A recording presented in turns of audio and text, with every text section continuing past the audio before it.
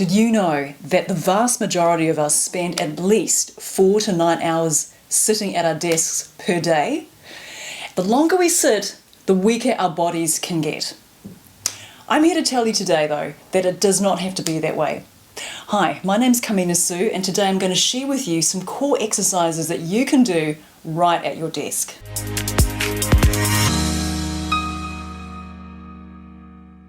So here we are, guys, and the first thing I want to let you know is that now we're not just going to be working our abs, which a lot of people, basically they get those confused when you kind of look down at your body and you sort of see they see the visible muscles there in the torso. We're not going to be working just those muscles there. What we are going to be working are muscles that you don't normally see or feel, namely the TVA, our hip flexors and our back. So the first exercise we're going to be doing is, well, first of all, you want to make sure that you're actually in a fairly solid chair that doesn't have any arm rests. So if you're in a chair that has wheels on it, for example, I would actually switch it out for something like this. It may be a chair in your lunchroom or in your dining room or something like that. And have something which is fairly solid and is not going to move.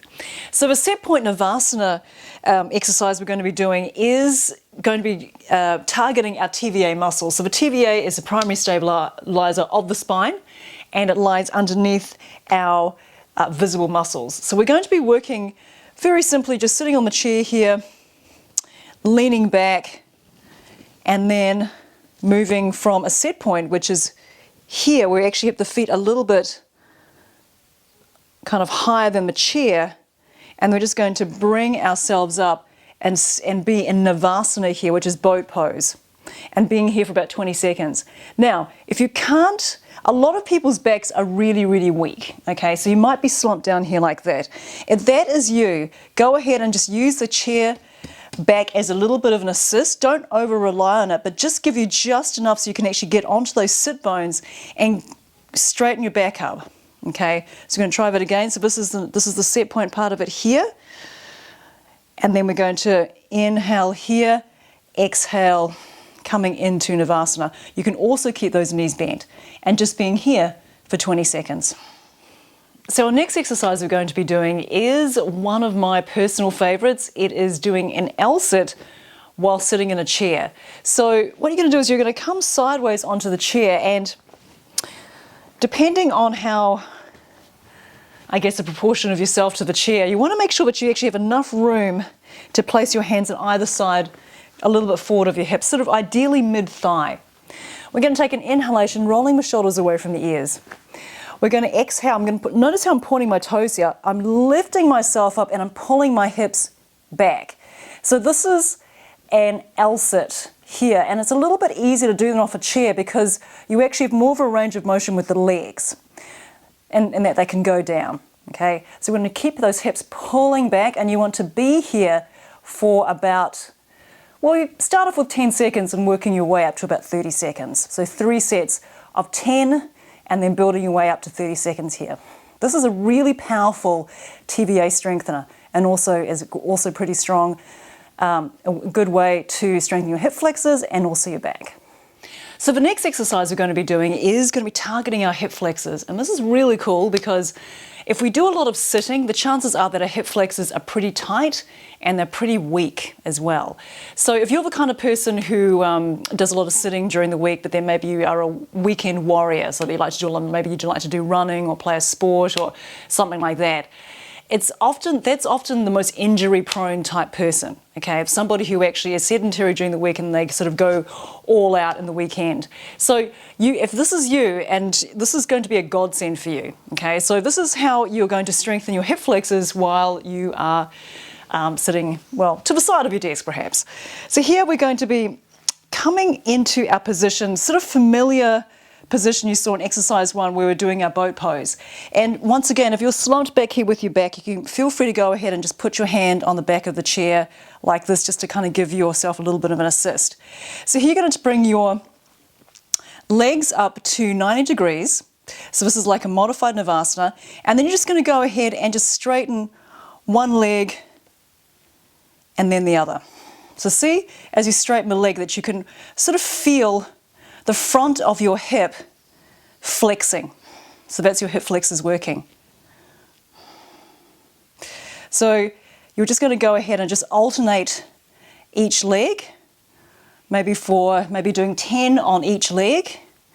And then when you become a little bit more proficient at that, you can then go ahead and straighten them both together. And you can even up the ante a little bit here by just bringing the knees into the chest a little bit more and then straighten. Bend, bring the knees a little bit into the chest, keep the chest lifted and straighten. So this is actually a little bit of a more of a dynamic exercise here for the hip flexors, and you really will start to feel these getting nice and strong. So I would be aiming for about 3 sets of 20. I guess you could call these hip flexor pulses. So we have been working our TVA and our hip flexors. These next 2 exercises we're going to be doing are going to be targeting a little known aspect of core, and that is our lat muscles. So having really strong and engaged lat muscles is extremely important to help keep our shoulder girdle healthy. And given how tight and stiff a lot of people are in their upper back and their shoulders, especially from doing a lot of sitting, then you'll understand how important it is to get back in touch with our lats and get those firing. So this first exercise here is where we're just going to be coming to placing our hands on the seat of the chair. I'm just going to turn the chair over this way so I have a little bit of a wider space for my hands. So I'm going to bring my feet out a little ways from the chair, and then I'm going to bring my upper body so I can feel like a decent amount of weight on my hands. I'm going to take an inhalation, push the chair away. Exhaling, I'm going to microbend those elbows out to the side, relax the head, and you should be feeling your lats, the largest muscles on your back, just really kind of squeezing. And memorizing what that feels like for about 5 seconds.